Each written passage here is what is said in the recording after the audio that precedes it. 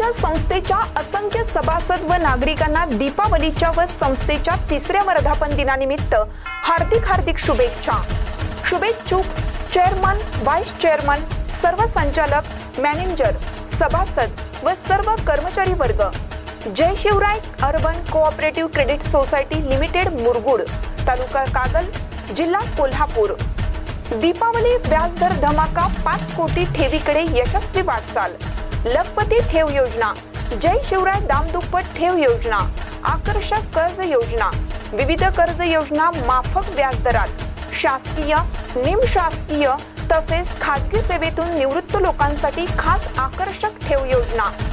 पत्ता HDFC bank समोर, सरपिराजी road, Murgud, taluka Kagal.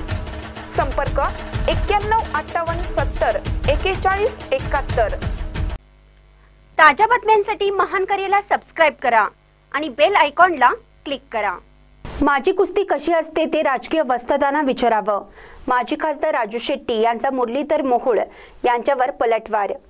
Muralidhar Mohol यांनी त्यांच्या राजकीय वस्तादांना विचारावं, माझी कुस्ती कशी असते, पट काढला की कसा पट काढतो आणि आतापर्यंत कोण कसा चितपट झाला आहे। जैन बोर्डिंग हॉस्टेलच्या जमीन व्यवहार प्रकरणात मुख्यमंत्री आणि मुरलीधर मोहोळचा खरोखरच हात नसेल तर त्यांनी पुढाकार घेऊन व्यवहार रद्द करावा। पुण्यातील जैन बोर्डिंगच्या हॉस्टेलच्या जागेच्या व्यवहार प्रकरणावरून केंद्रीय सहकार राज्यमंत्री मुरलीधर मोहोळ हात झटकल्यानंतर माजी खासदार राजू शेट्टी यांनी पलटवार केला आहे।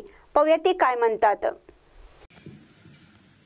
केंद्रीय सहकार राज्यमंत्री मुरलीधरांना मोहोळ यांनी मी माहिती न घेताच HND बोर्डिंगच्या संदर्भात वक्तव्य केलेले आहेत आणि मी नुरा कुस्ती खेळणारा माणूस आहे अशा प्रकारचे आरोप केलेले आहेत। मुरलीधर अण्णांच्या माहितीसाठी मी सांगतो की मी 8 सप्टेंबरला हा जो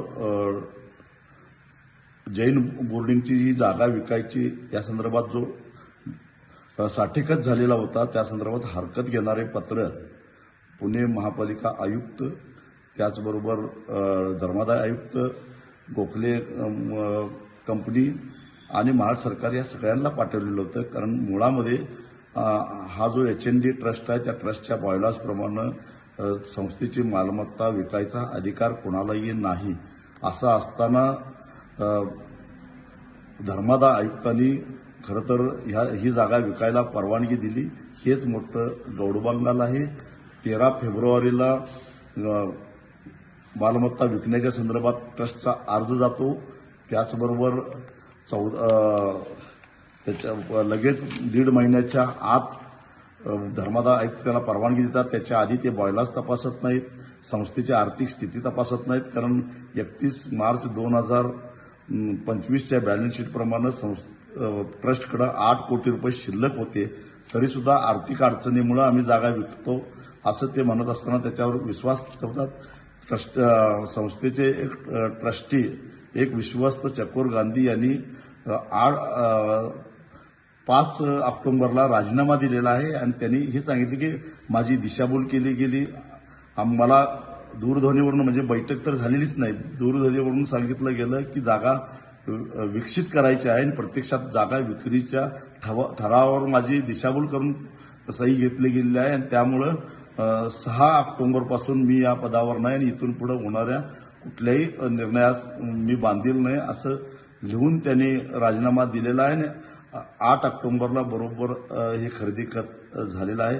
त्याच दिवशी घाण खत झालेला आहे आणि बुलढाणा अर्बन बँकेनं 20 कोटी रुपये, त्याचबरोबर बिडेश्वर क्रेडिट कोऑपरेटिव्ह सोसायटीनं 50 कोटी रुपये कर्ज त्याच दिवशी दिलेलं आहे। म्हणजे घाण खत त्याच दिवशी आणि खरेदी खत त्याच दिवशी एवढ्या जलद गतीनं झाले आहेत। ह्यात योगायोग असा आहे की या विक्रीला परवानगी देणारे जे धर्मादाय आयुक्त कलोती आहेत हे मुख्यमंत्र्यांचे जवळचे नातेवाईक आहेत। ते हजर झाल्यानंतर आठवड्याच्या आत जागा विक्रीचा अर्ज जातो, त्याच्यानंतर 1.5 महिन्याच्या आत ते परवानगी देतात। बिरेश्वर क्रेडिट कोऑपरेटिव्ह सोसायटी जी आहे ती भारतीय जनता पक्षाचे माजी खासदार आणि आता